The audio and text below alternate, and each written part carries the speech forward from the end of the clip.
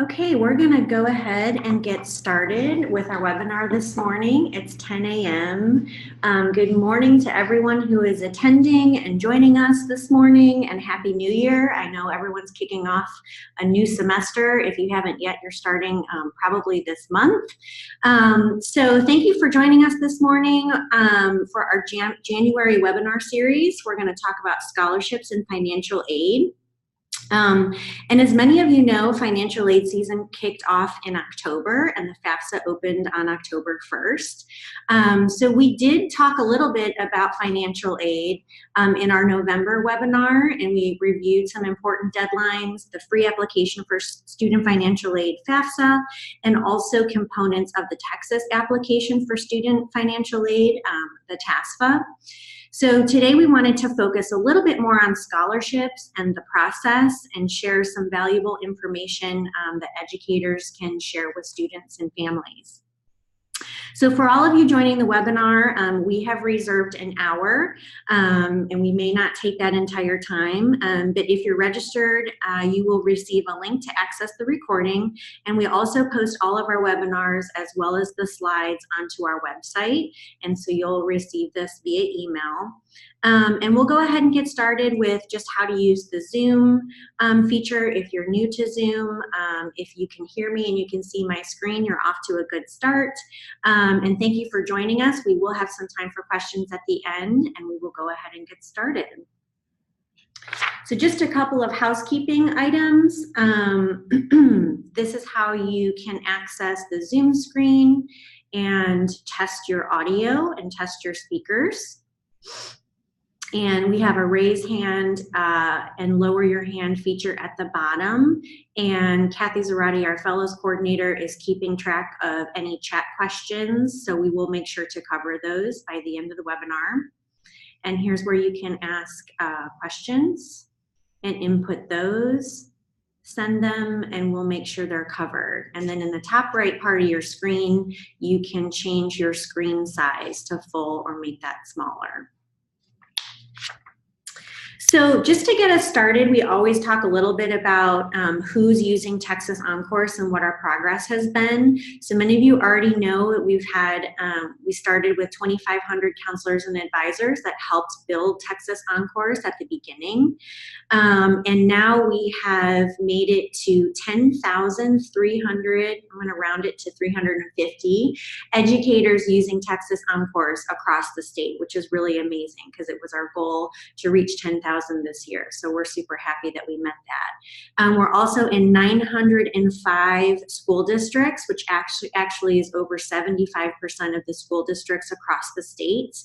And we're in 2,804 campuses, which is amazing. So we're hoping to just continue to grow and eventually help over 2 million students plan for what's next after high school.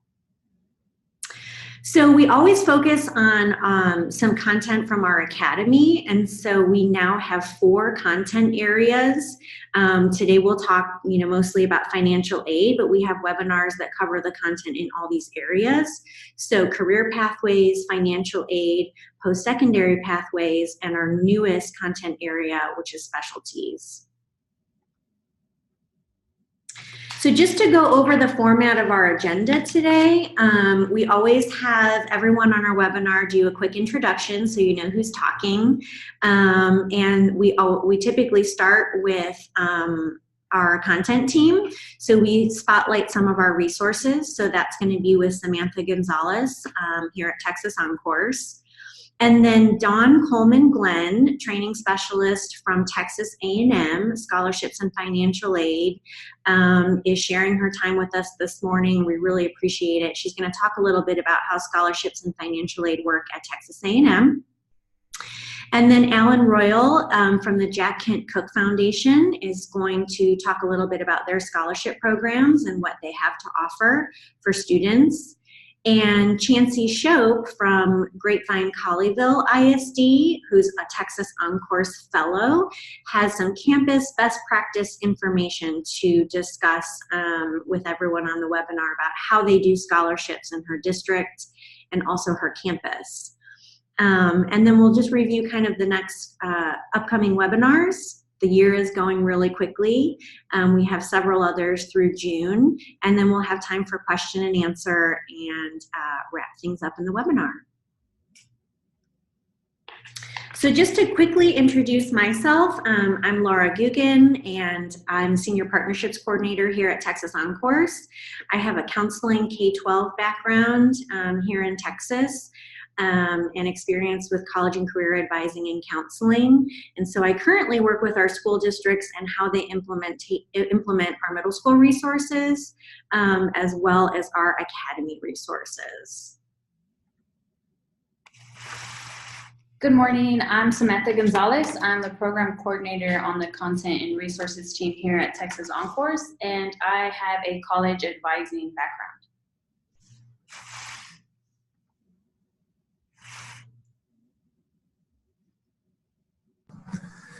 Good morning. I am Coleman-Glenn. I am the training specialist for scholarships and financial aid here. I have been with the financial aid department at Texas A&M for just over a year, but I have been involved with adult education and training for much longer than that. I spent over 10 years in the U.S. Air Force, 7 of which were in the education and training management career field. I was also a curriculum developer and instructor for my career field for the Community College of the Air Force. And after separating from the military for 4 years after that, I decided to come back to work. Adult training and learning is my background and actually my passion, and I found the perfect place here at Texas A&M, and more specifically in financial aid.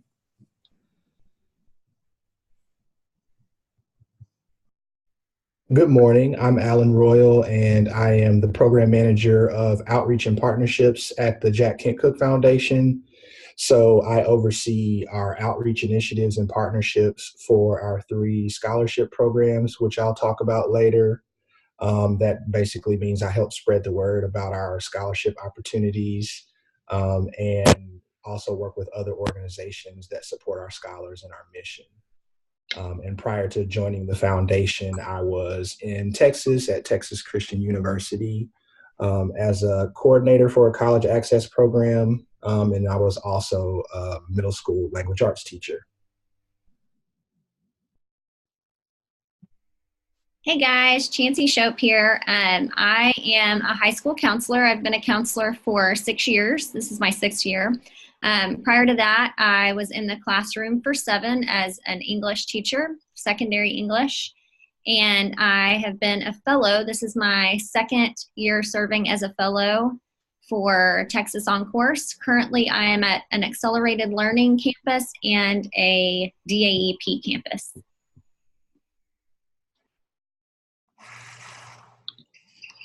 So, good morning again, this is Samantha. One of our goals at Texas OnCourse is to ensure that the Academy includes infographics that U.S. counselors and advisors can download, print, and immediately use in your advising sessions with students and their families. So we want to spotlight 2 resources today: the Strong Scholarship Application and Verification Challenges. So there are thousands of scholarships available, and students can increase their chances of getting an award by applying for more than one. Students often have a difficult time completing their scholarship application process, so it is important for students to not sacrifice quality for quantity. As you help students and families begin and complete the scholarship application process, our hope is that this infographic can aid your advising efforts.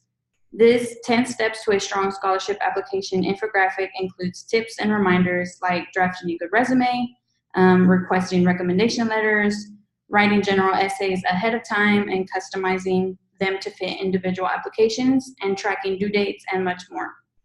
Considering sharing these 10 suggestions to help students simplify and streamline the scholarship application process, regardless of the number of applications they fill out. This infographic can be found in our scholarship applications module under Unit 5, Engaging Students and Families in the Scholarship Applications Process. The next infographic we would like to highlight from our Academy is entitled 8 Strategies to Combat Verification Challenges. As you all know, verification is a huge barrier to getting students to complete the financial aid process.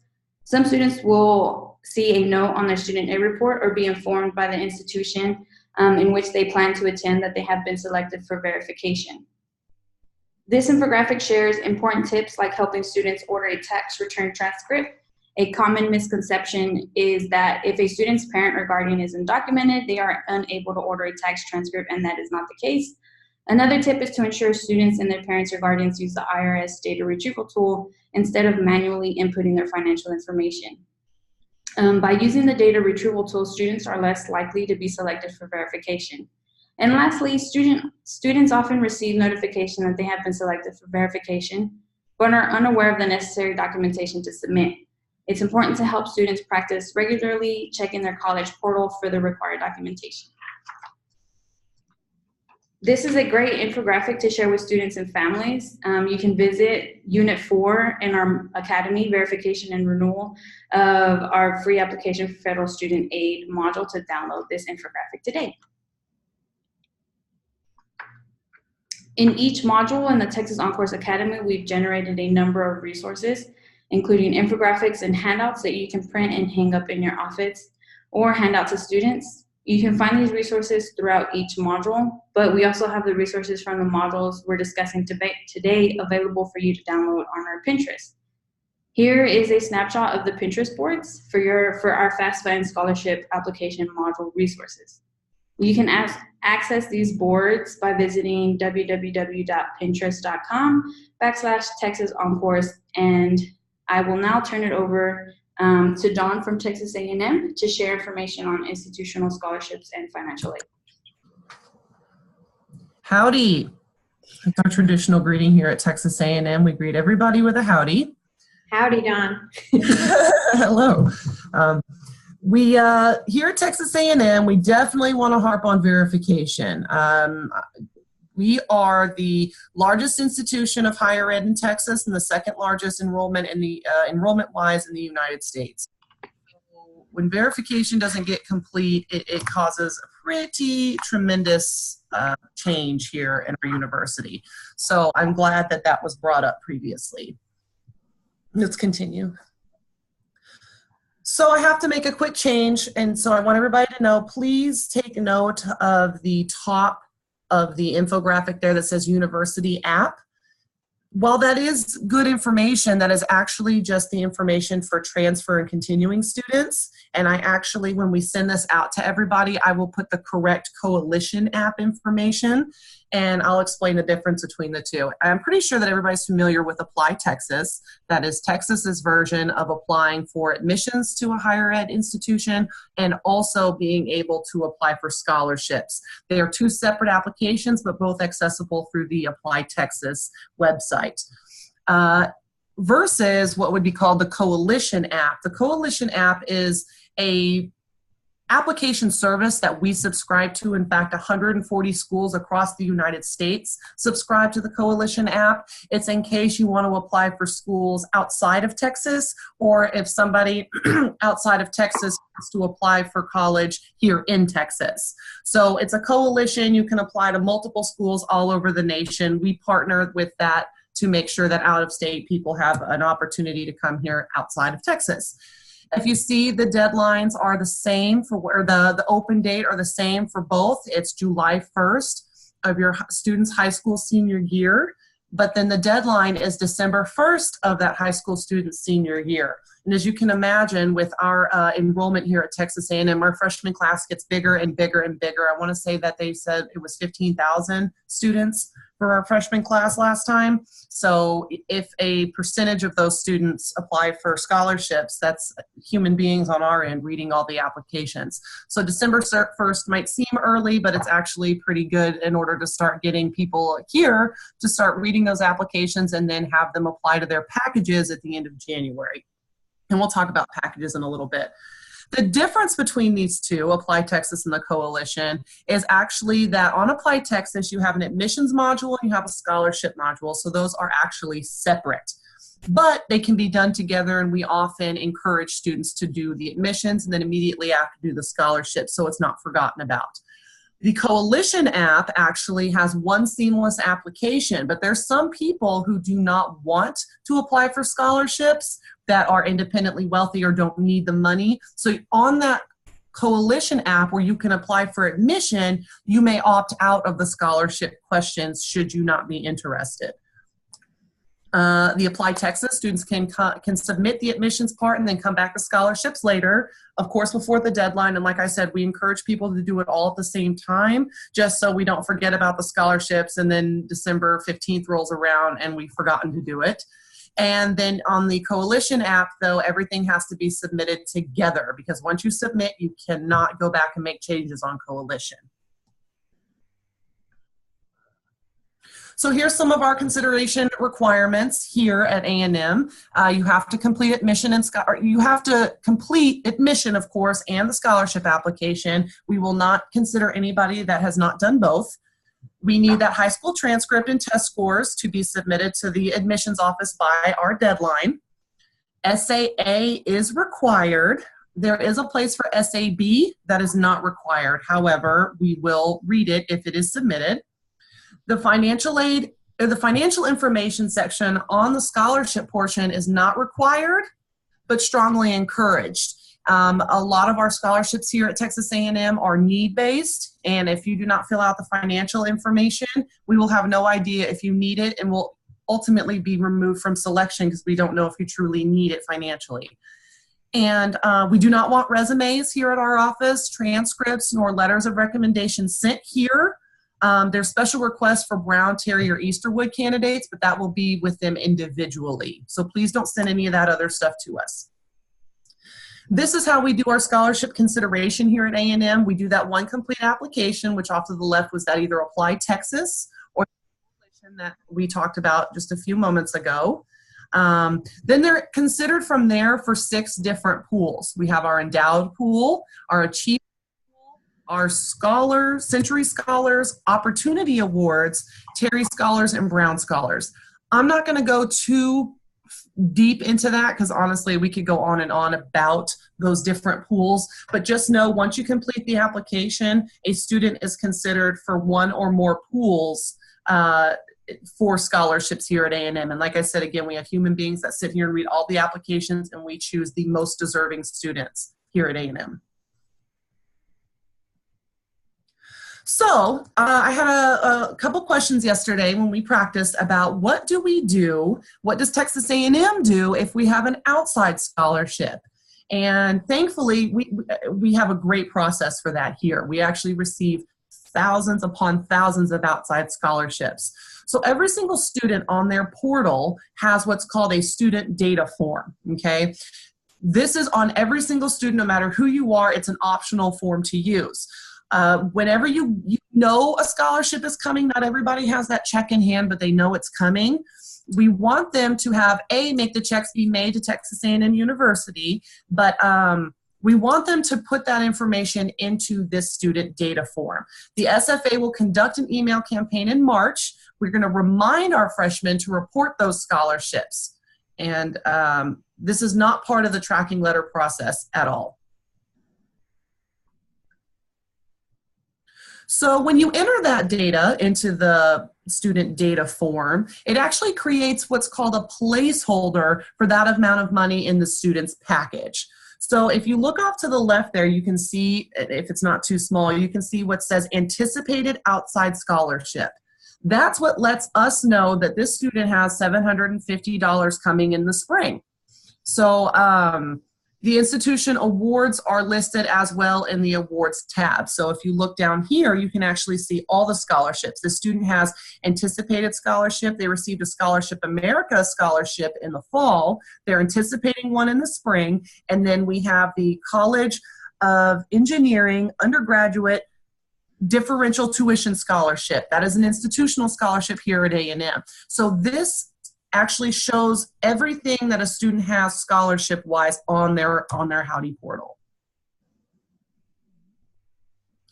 So a little bit of FAFSA information. Y'all are probably very familiar with the fact that the FAFSA is available each October for the next academic year, and the TASFA is available soon after. What tax year information do students use for 2019-2020? drumroll, 2017. We do prior year with financial aid. That way we ensure that everybody's done their taxes that needs to file. They should have filed for their taxes. And why do we encourage students to use the DRT? It's because it reduces incorrect information. It was mentioned previously that the DRT, it is at Texas A&M, we could not emphasize that tool enough. We want everybody to do TRT because at an institution this size, people being selected for verification, that is a large amount of people. I was told last fall that we processed over 8,000 students for verification. And some students are as simple as giving us a tax transcript and comparing and you're good. And some students are as difficult as having to amend or refile their taxes. So if you use the DRT, that lets us know. Again, we encourage students to use the DRT, and we ask that you all please encourage that your students to use them. Not everybody is eligible for the DRT, but we definitely want you to try. There is a new FAFSA mobile app available, My Student Aid. The DRT is available on that student app, so we encourage our students and parents. Each student and parent can download. Currently, the tax transcripts are needed for students selected for verification. There is a lot of hubbub right now about the IRS being shut down. Nothing has come back from the Department of Ed yet if we're going to take anything other than transcripts, but at the moment we're taking transcripts only, not tax returns. And then again, it was mentioned previously, but we want to always remind our students to check their email and their portal frequently for communication from the school, because here at A&M we explicitly tell our students what they need to return to us. We give them examples, we give them the actual forms, we allow them to upload it straight to their portal. So definitely check that portal. This is our typical financial aid timeline here at A&M. So October 1st, we start what's called a DAP, where our students will come and they will, they'll go ahead and fill out the FAFSA. And that's where we start getting that information back, and then tracking and verification start November, December. That's the time frame when people are starting to get selected that applied in October for verification. And then at the end of January is we're going to start packaging and notifying students of that aid. So they should be getting their letters any day now for their scholarship and financial aid information here at A&M. So verification steps. I want to let y'all know that how verification works, that it's not just paperwork from us to the student. It's actually, once the FAFSA is processed by the Department of Education, the student is then selected for verification by the Department of Ed. We are notified of this, and we notify the student what documentation is needed via the Howdy portal and email. The student then submits back to us the required verification documents to the institution, and we completely encourage this to happen earlier than later, because here at A&M, if you wait till the summer, it is very likely that you will not get your aid by the billing due date or classes starting. But if you submit that documentation on time to us, the financial aid office then compares the documents to the FAFSA. The financial aid office corrects the information on the FAFSA if needed, and then the corrections are sent to the Department of Ed for processing. The Department of Ed recalculates that EFC. They like what they see. Then they send a new SAR and a new ISER back here to A&M to reflect the new EFC. Verification is complete and awards may change. So if y'all are not familiar with the EFC, if your EFC was very low and then it got changed to be a very high amount of number, you may lose scholarships and you may lose certain financial aid because you are no longer need-based. This is some of the information that we verify through verification. It includes money. Most of it is money. However, we verify household size, number in college, and high school completion status as well. So here's an example of our Howdy portal here at A&M. We have a status tab, awards and resources. The status will actually show you what we're asking for. I said that A&M definitely goes explicitly into letting students know what they need, and we truly do. It's a lot of things to read, but it completely tells you everything you need to return to us to get verification done in a timely manner. Some students are unsure what happens when their documents are turned into us. Here at A&M, we update their portal that says verification form independent student has been received as an in process. It still shows a red X because it hasn't been complete. It hasn't been verified on our end, but at least we have it. And then, of course, you have complete requirements down at the bottom of what we do have and what is good to go. So some verification reminders: we do not want any documents that are not requested. That will ultimately hold up the verification process. If you send us anything, we have to review it, and it could take us longer.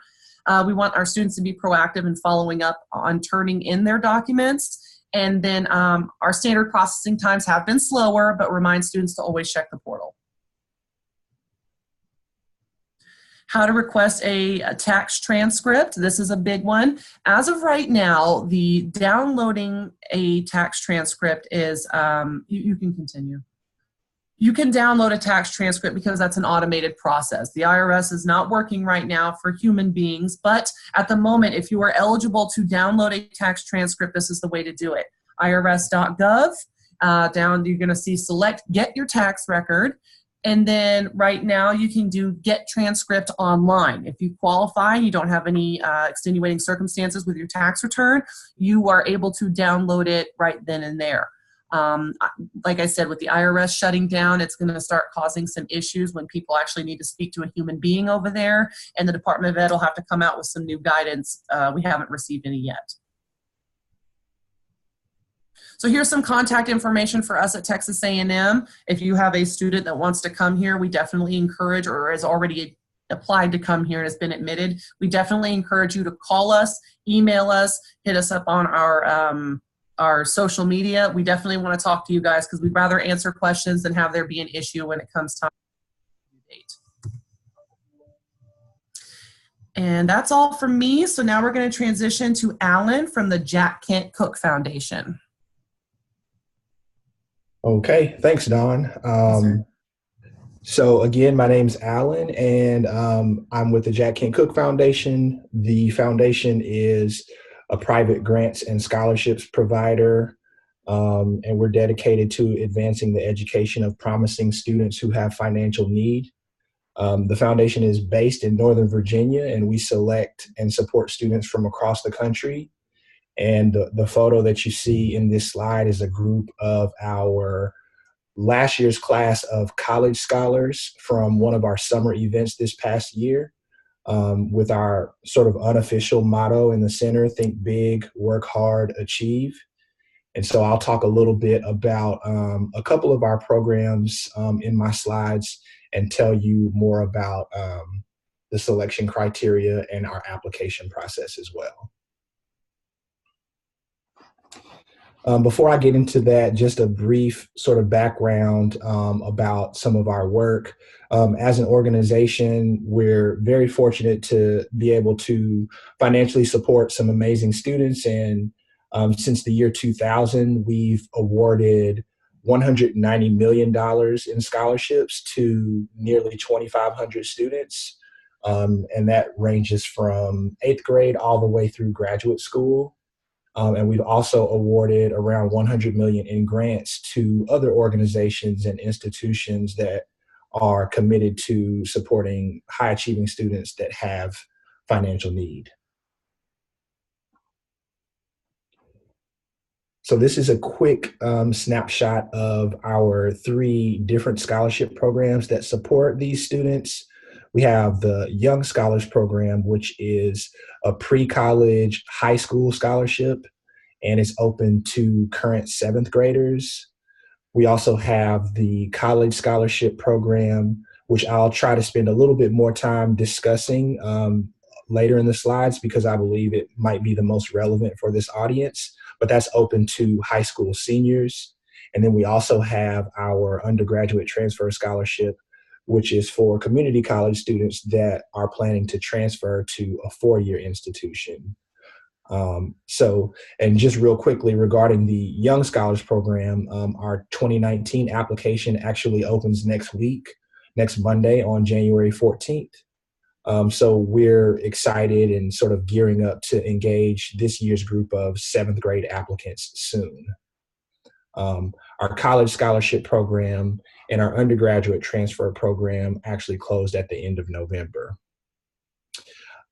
So one of the unique things about Cooke scholarship programs is that in addition to the funding, we have a hands-on approach to supporting Cooke scholars versus just writing a check. So in addition to the funding, we also offer personalized educational advising to the scholars that we select.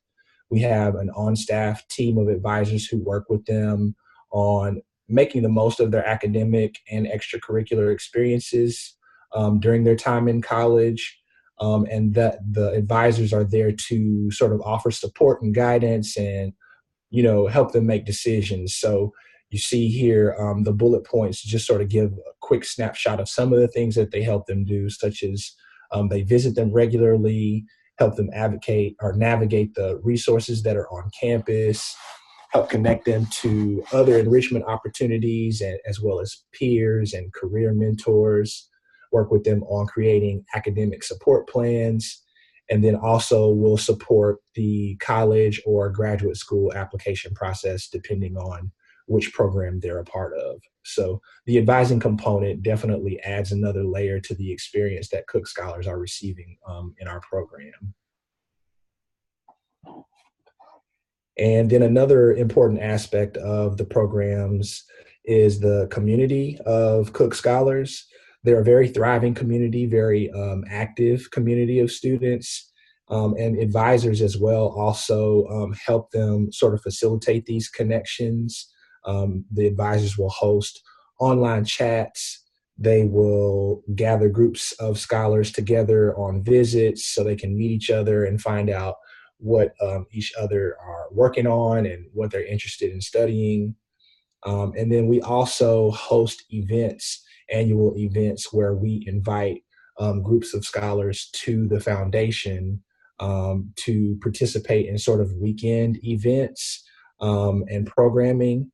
So for example, our Scholars Weekend that occurs each year in August is sort of the annual orientation event that we host. And it's a 4-day weekend that involves workshops on different networking skills, different skills that you need to complete the college process or to complete any really application process, such as essay writing and interviewing.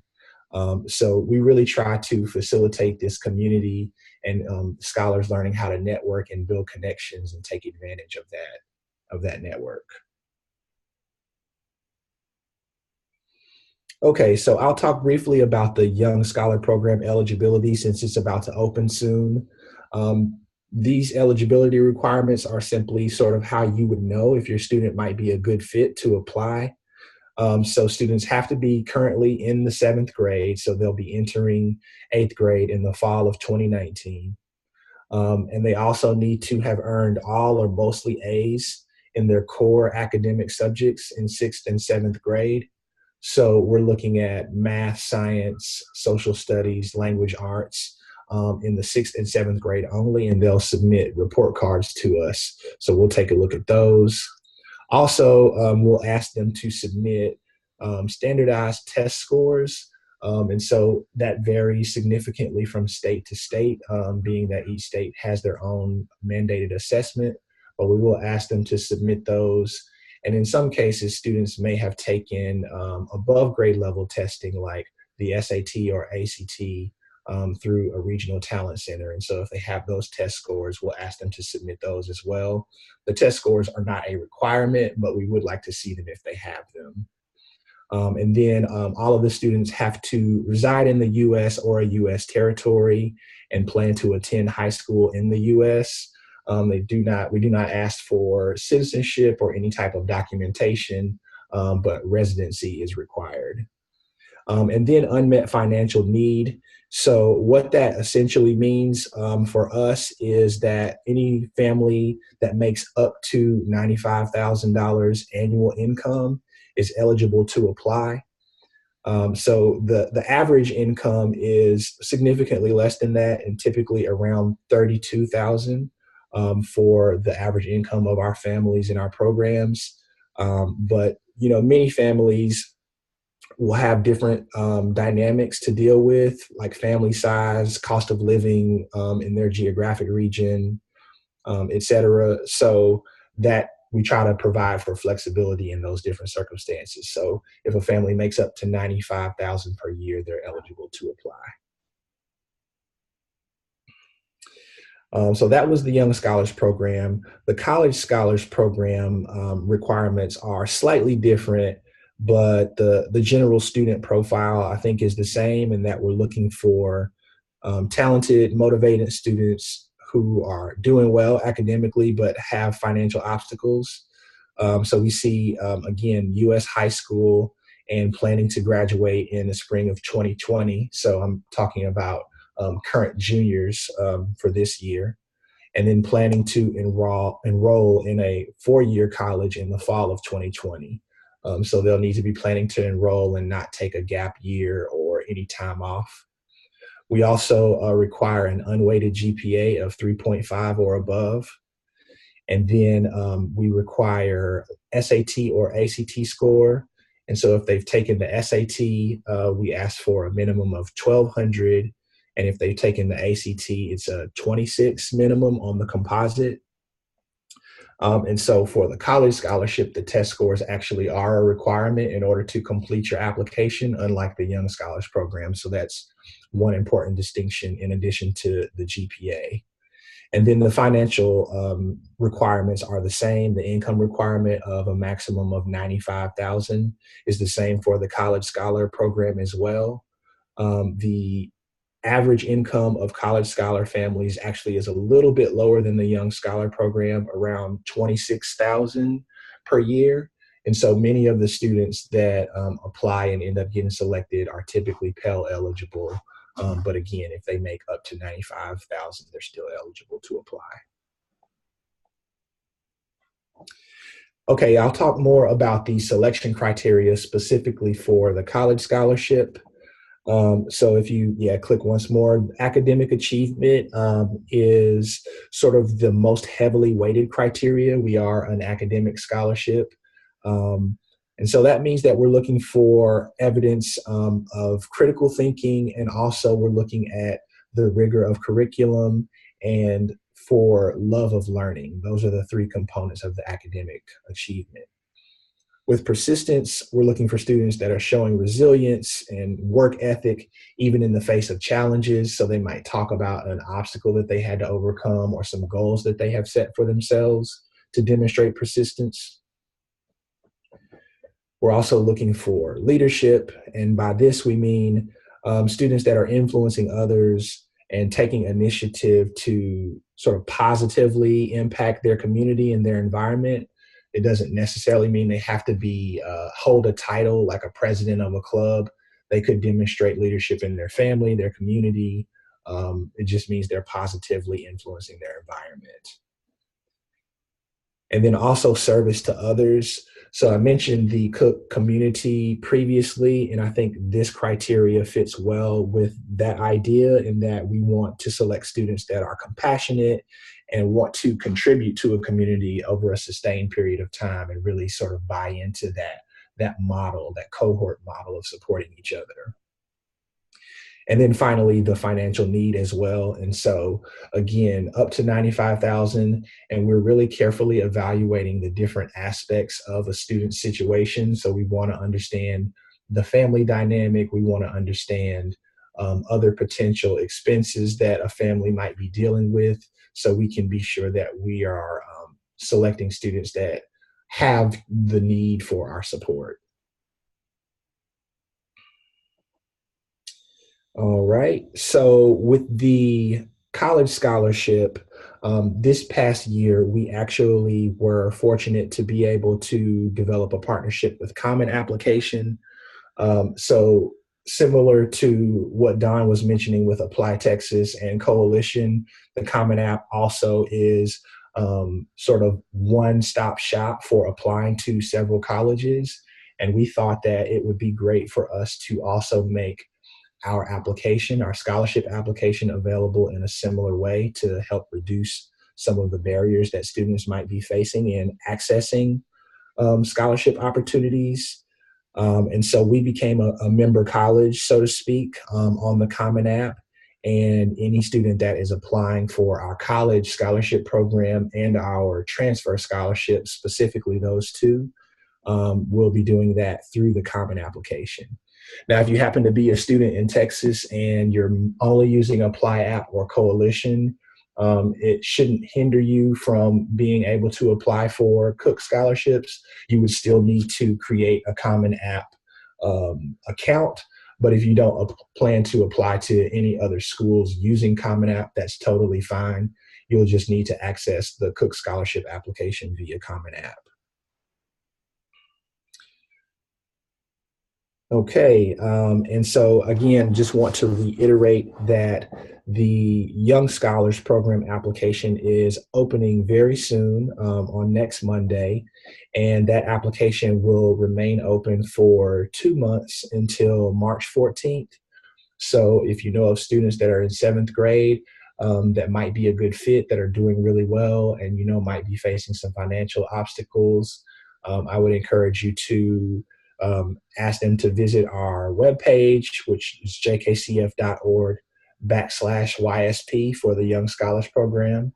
Or you can put them directly in touch with me, and I would be happy to help answer questions. And with the college scholarship application, that will not open until early fall, but for students that are currently juniors, and might be getting started with their research for their college process, I think now is a great time to be researching the different national scholarship programs like the Jack Kent Cooke Foundation that are out there, to see which ones they're eligible to apply for, or to potentially work on preparing to be eligible if they maybe fall a little short on a test score, for example. Looking at it in the 11th grade year gives them the opportunity to maybe prepare to get that ready. But that application will open most likely in September, maybe August, and will stay open for 10 to 12 weeks. And then finally, for those of you who are educators and are listening and would like to stay connected to the foundation and learn a little bit more about the different work that we're doing, and in particular the scholarship programs and the announcements we have about those, please visit the URL jkcf.org/educator, and you can sign up to receive email updates from us.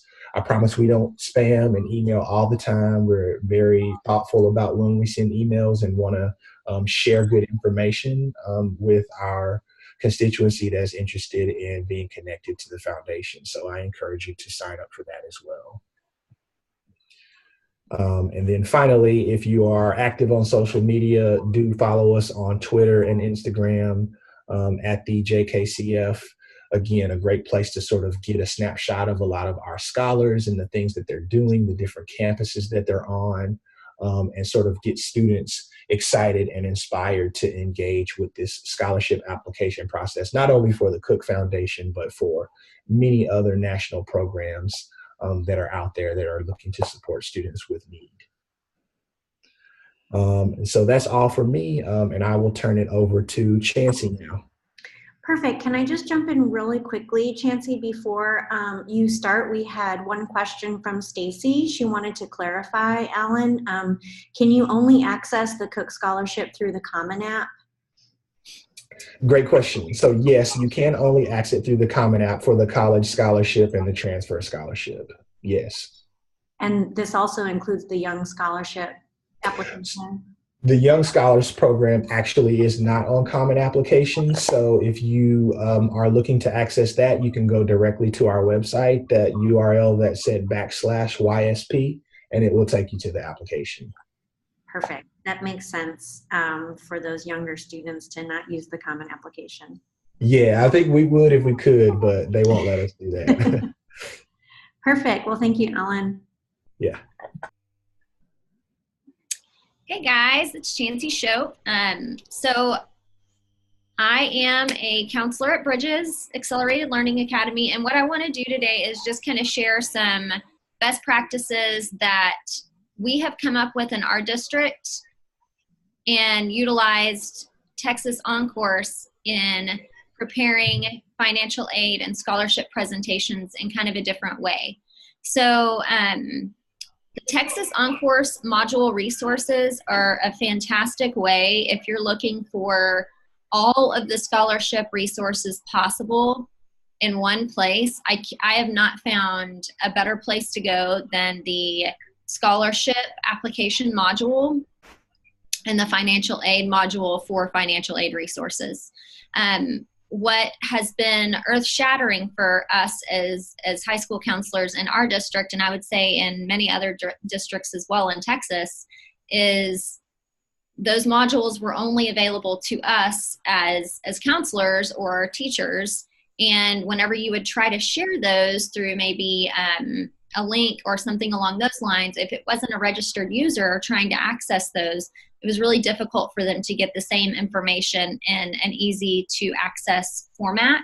So the Pinterest boards for Texas OnCourse, if you go to Texas OnCourse on Pinterest, there are so many different boards that you can go to. So there's a scholarship board, and that's where I go if I have a parent in my office that's just confused or doesn't know where to begin. I will take them to the Pinterest board, and there's downloadable PDFs for them. So if they want me to print one, I can print it, or I can just give them that so that they are able to access it on their own. Something else that I found super helpful, we have a changing population in GCISD, especially at Colleyville Heritage, where I was prior to this year. We have a larger number of DACA students and undocumented students who are really looking for help in getting an education. So the Green Light resource that you see in front of you, which is on the Pinterest board and it's also in the module, is a great resource to go to. And then there's also a repository for undocumented students, and it is fantastic because it gives you numbers and emails to contact if you're stuck.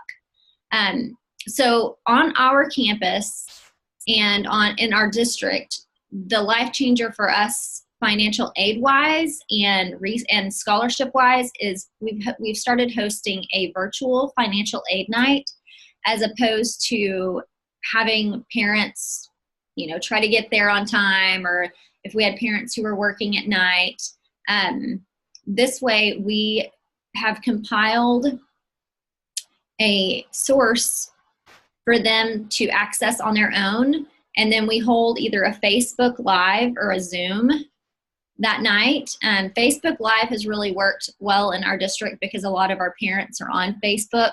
So we've held Facebook Lives before, and we've also held Zooms and done just kind of a quick intro to all of the resources and downloadable PDFs, websites, all of those things. So what we've found is that in our district, we try to push our students towards our local scholarships first, since there's going to be fewer applicants for those. And then we move them towards the other scholarship websites, your Big Future, Scholarships A to Z, all of those. And then what we've also started informing our students about is the micro scholarships like Raise.me, scholarships that are specific to those schools that are smaller, but at the same time the students feel like what they're doing is getting them money right away, as opposed to filling out an application and not knowing for sure if that's money that they're going to get. And I would say for us, the biggest struggle for our parents and students is that there's so much information. It's like there's so many different scholarship applications and so many different scholarships out there that they just don't know where to go. So Texas OnCourse has done a really good job of paring that down and giving parents the resources they need, counselors the resources they need in order to fish out a scam. We're telling them not to pay for a scholarship application, and helping students to just find the ones that are the easiest to search and that are going to work the best for them. So that's about all that I have. And I will turn it back over to Laura. Perfect. Thank you, Chansi. So as she mentioned, we definitely covered a lot of information, and I think that, special thanks to Dawn and Ellen, because I think when we work with students and parents, there's so much information, and you have to talk about institutional scholarships that are at the higher education level, and then also, ones like the programs that Alan spoke about at the Jack Kent Cooke Foundation, and then parents and students can spend hours and hours and hours applying to additional scholarships to cover the cost of education, because it is, as we know, getting more and more expensive. So that's why we wanted to do a scholarship webinar. We appreciate all of your input, and we will have time. We'll have some time for questions for the last 10 minutes or so. But just real quick, these are the upcoming webinars in February. We will kind of switch gears and talk a little bit about advising and teaching career pathways. And you can see the rest of our topics once we hit March and then go all the way through June. So these are all topics that we cover on the Texas OnCourse website and in our learning modules. So with that being said, go ahead and I think someone was going to start talking. Did you have a question? Okay, we will open it up to questions now. If you'd like to unmute and ask a question, please do so. Or if you prefer to type it into the Q&A box or the chat, we will answer those.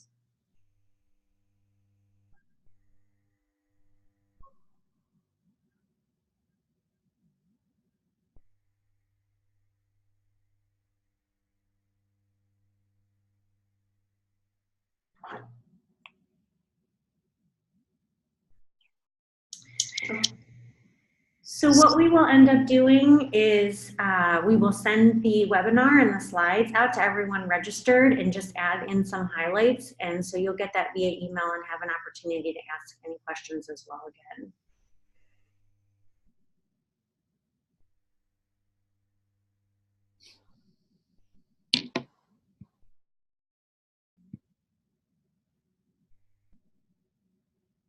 Great. Well, thank you, everyone. Please join us February 5th at 10 a.m. for our next webinar or for any others through June. You all have a wonderful day. Thank you so much for joining us today.